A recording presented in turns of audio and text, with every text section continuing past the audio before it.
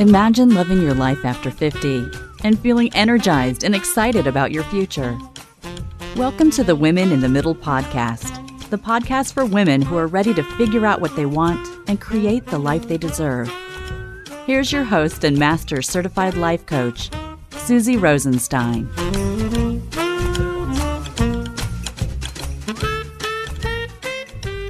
Hey there, welcome back to the podcast, Women in the Middle. I'm your host, Suzy Rosenstein, and I am so glad to be here with you again for this week's episode, which is another interview in my series called Getting Real with Women in the Middle. The Getting Real interviews introduce you to amazing women who have done something scary or big that they would never have predicted they would do. And now they're on the other side of it, and they share their insights into what kind of thinking helped them move forward and make that big change. This week, I'm thrilled to welcome Leslie Ender to the podcast. Leslie went from being a stay-at-home mom living in the San Francisco Bay Area in a large home on the ocean to living in a small apartment in Innsbruck, Austria, and starting her own small group travel business. I think you will agree this is a pretty interesting story. Enjoy the interview. Hi, Leslie. Thanks so much for joining me on the Women in the Middle podcast. Hi, Suzy. It's really great to be here. So one of the reasons I was so excited about your story was because you did something that so many of us fantasize about. You moved away and did something cool. It's so inspiring. So tell me a little bit about what was going on for you in your 40s, like well before you decided to move away. What was happening? Well, in my 40s, really it was the decade of children. And in my late 40s, I had teenagers. And that was a very difficult time because not only was it difficult to be raising teenage boys, but physically, I think hormonally, and that was a very difficult time for me also. So I was experiencing hot flashes and anxiety and just not feeling well. So all of life's transitions and changes were kind of hitting me in the face, I would say at that point. So menopause was not smooth for you? No, I was one of those, unfortunately, the majority of women, there are 20%, I'm pulling that out of the air, that have no symptoms. And I was the lucky one who had a lot of symptoms.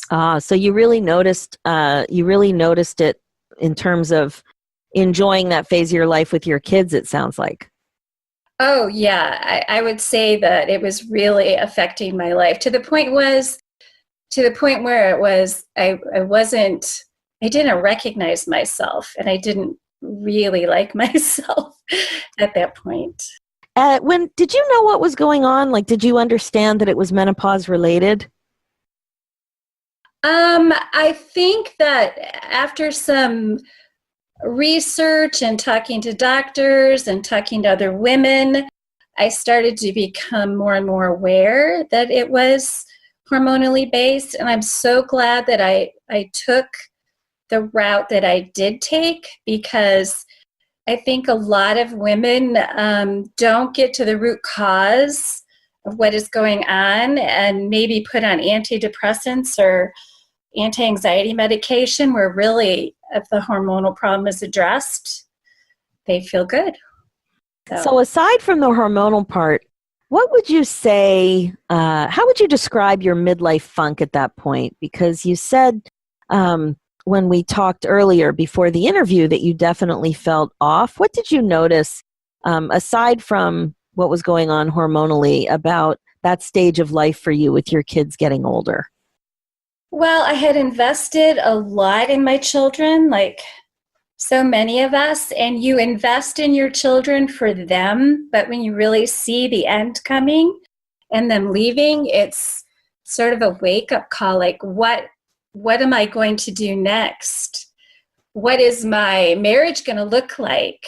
How can I invest in these things so that when an ending comes and my kids launch, that I'm in a good place and my marriage is in a good place, was what I was thinking. And I knew at that point that I was not in a great place, and I was experiencing some of the natural grief that comes with that stage of life. It's a huge stage of transition.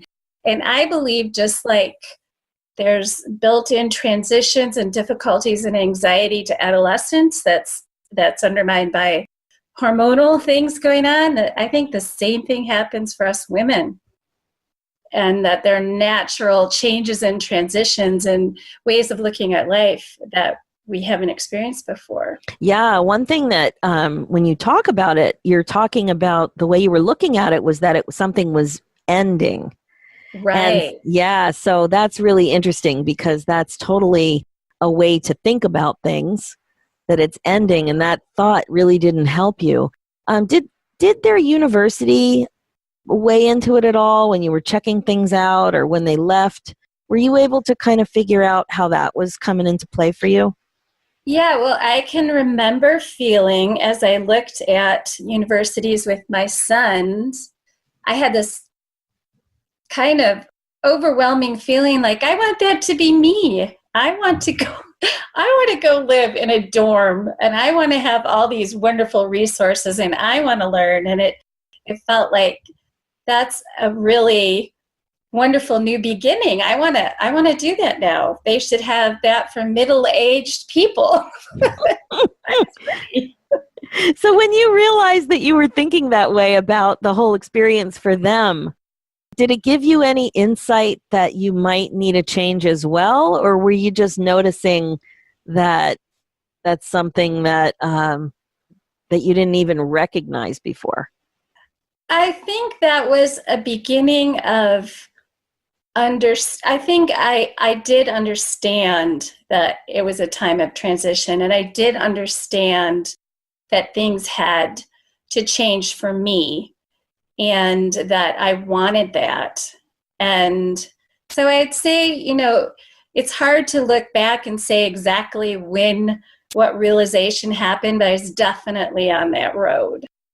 Yeah, that's so interesting. When I was in a midlife funk from like 45 to 50, I didn't know what I wanted. I just knew that I wasn't happy, but I didn't see something that gave me a lot of clarity, except one weird little experience I had where I felt some envy. And envy is something I talk to my clients a lot about, because when you do feel envy, it's usually a feeling that we're not very proud of. Like, it's not something that we like, oh, I feel envy, woohoo. It's nothing like that. But it gives you insight into what you want. So it sounds like you were a little bit envious of your kids and a chance for a new beginning and to learn again. And when it happened to me, it was actually, it was in a needlepoint store. And it's not that I wanted to have a needlepoint store, but what I recognized was that, oh my God, this woman who runs this store has a career based on her passion and her hobby, something that she loves to do, and she was teaching other women. And just that insight did create some envy for me. So I know it sounds weird, but I love that you felt a little envy, because it did shake you up enough to give you some insight into something that you wanted going forward. I would say most definitely. You're right. You don't want to say, oh yeah, I was envious of my sons. I was. I was like, wait, I want that. That looks pretty good. I didn't really appreciate it when I had it. And it looked very different when I had it, because I lived at home and commuted and did college a different way. Yeah. Well, our kids have things so great. I mean, right? So then what happened next? When did you actually have a thought that you wanted to not just envy your kids, but that you were ready to do something else yourself? How did things happen for you? Well, I think that I did seek some counseling, which was clarifying for me. I did seek out a doctor that specialized in menopause and all that goes along with menopause. And so I was doing that type of reflection, introspection, looking at physically and emotionally. I think it was a time of spiritual growth for me. And I started looking at what's going to come next. What do I want to do? And I did do, I did little things along the way as my kids were in high school. I had I'm a teacher by training. I did some tutoring. I also did some educational testing, some advocacy work, because I had worked in special education with children. And those, I liked those things, but I didn't, it doesn't feel like what I'm doing now captures my soul. Although I love that, but it was dealing a lot with the bureaucracy around children's education. I love working with children, so it wasn't that, but it was the advocacy part was challenging as things became more and more bureaucratic. But when did you make that leap? So, like, you're doing something extremely different now. Do you remember when the first idea popped into your head that your future may include something that meant moving abroad? Well, several times in my husband's career, he had opportunities to move abroad. And every time I thought about it and I said, I just can't do this right now because it would have been too disruptive for my sons, for their schooling, for me. So we kept putting it off. And really, it came out of the blue, really. It was a phone call where my husband had actually told headhunters he was looking for a new position at that point, that he had said, don't even show me anything that isn't in the San Francisco Bay Area because we're not leaving. And so somebody, I guess, called him anyway saying, well, we know you don't want to leave the San Francisco Bay Area, but would you be willing to look at something way outside the San Francisco Bay Area? And it was the job here in Innsbruck, Austria. And it just, it was exciting to hear about. Of course, my initial reaction, was no. Then I thought about it and I started looking at where Innsbruck was and how central it was in Europe. And I've always had a passion for travel. And I started Vienna is 4 hours away and Venice is 4.5 hours away and Rome is 8 hours away, and etc.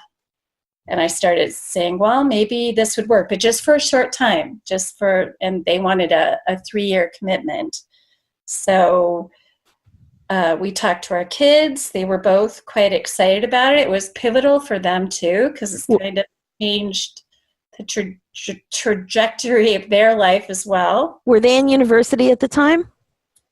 They, one was just graduating high school, which made it something we could look at because there was a transition time for them. And one was a sophomore in college. The younger ended up taking a gap year and traveling solo all around Europe, which is another whole story of letting go and letting them seek their passions and being able to sleep at nights. Oh my God, I'm so glad you mentioned that, because when the first time my eldest went to Europe in the summer, he went to Germany, and I thought I was going to die. It was horrible for me. Yes, no, I got to a point where it's just like I either have to really let go and just trust God and know that I have no control anyway. Even if I know exactly what they're doing, when they're doing it, what am I going to do? So I have to let it go and trust them and know that no matter what happens, I have to sleep at night and I have to function because believe me, I have that in me. It's so interesting that with, as women with older kids, adult men, children, I also have boys. I see your 2 pictures of your sons on yes, that's them. They look right behind you. Yeah. it didn't occur to me that one of the times in my life where I really had to practice supervising my thoughts and supporting their independence was when they were traveling. It didn't occur to me when that transition would be for me. All of my thoughts about their transition were really much more focused about them. And the same thing happened to me with that European trip. It really surprised me, even though it was so different than when we traveled back in the day, where there were no phone plans and no internet, no Wi-Fi, where you might really go for a few weeks not talking to your family and they have no clue. Actually, it was easier back then.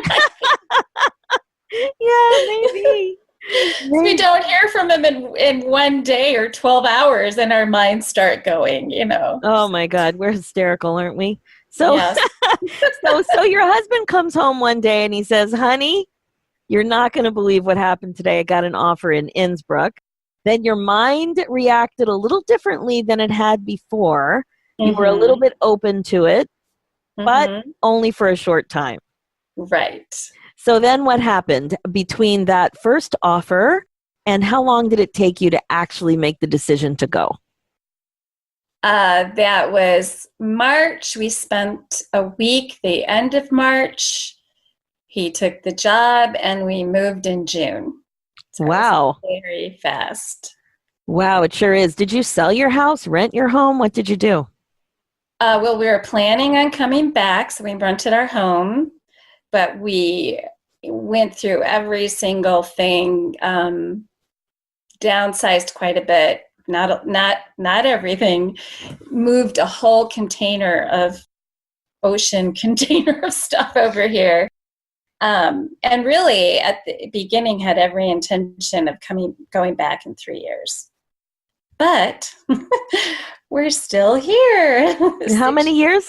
6 years later? Mm-hmm. Wow. And how do you think about that now? Have you made a decision to stay? Can you believe that much time has gone by? How do you think about it now? The time has gone by very quickly. Of course, we love it here. We really enjoy the lifestyle. We enjoy the culture. We enjoy the travel. And we're both, I think, healthier here. The lifestyle is healthier. The air is healthier. The water is healthier. Food sources are healthier. And there's more activity. I mean, I get in my car maybe once a week. I'm walking, I'm riding my bike. There's just a whole level of, in the US, and I'm sure in Canada also, we get in our cars and there's a real drive, and I considered myself fairly laid back person. And I had people here in Europe telling me to calm down, take a breath, sit down. No, they don't have coffee to go, but they would bring me a cup. And why would I even be at a cafe if I wasn't going to sit down and enjoy it? They just were like, you're an American. Now we're going to tell you to sit down, take a deep breath. No, we don't do coffee to go. And they don't. That's so interesting. So now that you look back on that phase, and then we'll talk about your business, but when you look back on that phase, do you regret not taking advantage of one of the other times that your husband was offered something abroad? Or do you think the timing was just perfect? I think the timing was just perfect. I really think that my sons, one of whom is doing graduate school over here, both have traveled, and the other is working over here. They've had a great European experience and learning language, but they're solidly American kids. So they have their feet in both worlds. And I'm not one to really regret decisions anyway. I sort of take stock and move on. But really, in hindsight, I really do think the timing was right, because I gave them a gift of being in the same community through most of their growing up and having solid friendships and community around them. Well, that's interesting. And the other thing that I wanted to pick up on was you gave yourself a gift too, in terms of you said you always loved travel. You were always intrigued by it. Mm-hmm. Yet it was something that it sounds like you didn't do much of until this opportunity came along. Well, now, I did more of it. Yes. I did more of it, but we still, travel's been a big part of my life since my adult life. Yeah. So would you say it was something that you wanted to do more of for a long time? Like, did it feel like it was missing a bit from your life to the extent that you wanted it before you'd made the decision? It's really interesting because there were, you read articles on travel, or you see shows, or you hear someone who's traveling over here. And I remember thinking, I wonder if I'll even ever get to spend much time in Italy. I wonder if I will, when will I get back there? And then there's that sense of when you're traveling to Europe or to a different continent, you might not get back for a while. There's this urgency of it's almost frantic pace, very American style. Let's do 10 countries in 10 days because I want to see it all. And so this has afforded me a much different style of travel that I do feel passionate about, and I do want to share with others. I mean, that's why I do it. And well, one of the things that really strikes me, though, is how many of my clients, they seem a bit cut off from the things that always brought them joy, right? And it seems like you've really connected again to what has always brought you joy in a very intense and meaningful way. So that question of, will I ever get back to Italy again? I totally relate to that. One of the exercises I do with my clients is to ask them to take a walk back through life and to look for the happy moments, just the happy moments, however they carve up their life in terms of chapters. So it could be the more obvious things of when you're in elementary school, when you're in junior high. It could be age-related chapters. It could be stage-related chapters. It doesn't really matter, but not to look for the trauma or the stress or the drama, but to look instead for those happy moments, those happy memories, and then to reconnect with them, to really think about, well, what was it about that experience that made it so pleasant, that made it so joyful for you?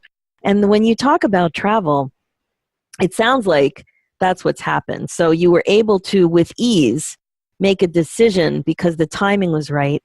It didn't even seem that crazy for you because it was something you were always passionate about.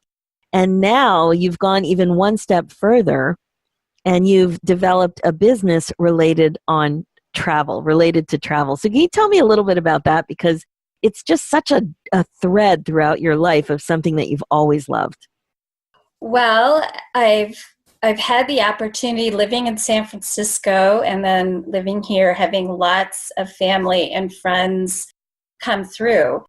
And any of you who've lived in places where you have lots of family and friends come through, you end up taking them to the highlights, taking them here, taking them there.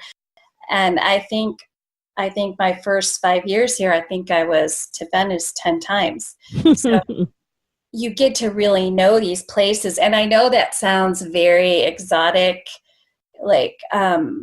but Venice is 4 hours from here. How often do you go somewhere for a weekend that's 4 hours away? It just happens in Europe. It's a completely different culture and language and everything. So I started developing my ways through these cities that I knew the little corners that nobody else saw or knew, or the little place I loved. And another thing that happened was, as I was able to travel more and more, and we'd go away for a weekend, we'd go to a part of Italy that was, because I'm only 30 minutes from Italy. We'll hear Italy a lot, but I love Austria and Switzerland and all those places too. But Italy is really my my love right now. So we'd go into Italy, maybe an hour or two away, and it would be absolutely gorgeous. And there'd be all these amazing sights, sounds, smells, food, and there would not be an American in sight. And all these people would be on holiday, mostly Europeans, enjoying. And I was like, this is unreal. People have to know about these places that are so beautiful. And they're like the little treasures. And also that Europeans, it is a way of life here to travel. They all have 5 weeks of vacation. And in general, they don't have, they have not huge salaries. There's the middle is kind of crunched here. So there's high taxes and it makes everybody sort of in that middle range. So, but people travel well and enjoy life, and it doesn't cost them thousands and thousands and thousands and thousands of dollars. And so I started just taking mental notes, and I am the type of personality, I just love to share my experiences and share what I've learned. And so I did that with family. I did a trip for my sister and her husband, tried to make it really special. And by the end, my sister's saying, you have to do this for a business. You have to do this for a business. And it just came at a time when I was really deciding, thinking about what I wanted to do. I had been tutoring in English here, and that just sort of captured me. And I thought, because I've thought about it a lot over the years, even in California, doing something travel related. And I just said, I'm going to do it. And I'm going to do small groups. And I'm going to really immerse in the culture and bring small groups of people together and really show them what Europe has to offer. Oh, I love that. One of the quotes that you felt strongly about is that travel can be one of the most rewarding forms of introspection, by Lawrence Durrell, expatriate British poet. So tell me about introspection and what travel has given you. Well, I would say that there truly is not a trip that I have taken that I haven't come back changed in some way. It's either removed me from my own life in a way that I can reflect, or it's shown me new things in a different place. I'm meeting new people, new conversations, understanding. And I just also wanted to add that I've started some themed travel, and I have 2 trips that are especially focused for midlife women. Oh, perfect. One is by a poet and psychotherapist, Dr. Heather Brown, and we're going to Austria in September. And the theme for that travel is exploring midlife, learning to love the life you have now. And we're going to do travel journals. And it's not really an intense retreat. There's like 2 one-hour workshops. And then each person can meet one-on-one with Dr. Heather Brown as a coaching session. And she can go your writing, answer questions, but the whole trip will be focused around that theme. Then I have a second one to Florence in Tuscany with Randy Levine, who is a life transitional coach. And she's, I think she's in New Jersey or New York. And her theme is going to be now, next is the new now. And it's also a renewal retreat. And we're going to be in Tuscany and in Italy. And that one's going to be fantastic. And it's all about grabbing the moment, appreciating what you have, and looking at what your next steps are. Oh, that sounds fantastic. Well, I might recommend another person if you're looking for another midlife coach to do one of these. I'm always looking for themed travel. Oh my God, my eyes just lit up. Focus group. When you mentioned themed travel, oh, these are fantastic ideas. I am so happy for you. You have found a way to really marry your passion for travel, your passion for education and teaching, and your love of life. And on Women in the Middle, We are all about learning how to love your life after 50. I couldn't be happier for you. Can you tell us, anybody who might be interested in learning more about your trips, how can they get a hold of you? Oh, well, I have a website, which is https://streetviewadventuretravel.com. And I also have a Facebook page, which is Street View Adventure. Street View Adventure. And then I also have a Facebook group, and it's called Women Building Community After 40 with Travel. Oh, I love it. I'll definitely put all of the links in the show notes. So any of you women in the middle who've got the travel bug, please make sure to check it out. Leslie is there to help you out. And if you're looking for another coach for one of your future trips, please keep me in mind. You have me very excited, Leslie. Suzy, we will talk. Amazing. Just amazing. Thank you so much for telling your story and for coming up with these amazing ideas to help women get the most out of life. Thanks so much. Oh, thank you so much for having me. That's it for this episode. Gives you a lot to think about, right? Is there any circumstance where you would pack everything up and move halfway around the world? Sometimes you can surprise yourself. That's what I love about midlife. You just never know what opportunities might come your way or what opportunities you will create for yourself. So much potential when you have the mindset that opportunities really are everywhere. If you like what you've heard, just head over to the Women in the Middle podcast on iTunes and leave me a review. Check out the show notes with more information and links at www.suzyrosenstein.com. While you're on my website, if you haven't done so yet, make sure to grab your copy of my free ebook, 10 Surprising Ways to Bust Out of Your Midlife Funk. Just go to www.suzyrosenstein.com/midlife funk and you'll find it there. This will totally help you get going, I promise. Let's do this, ladies, one amazing opportunity at a time. Thanks so much for listening.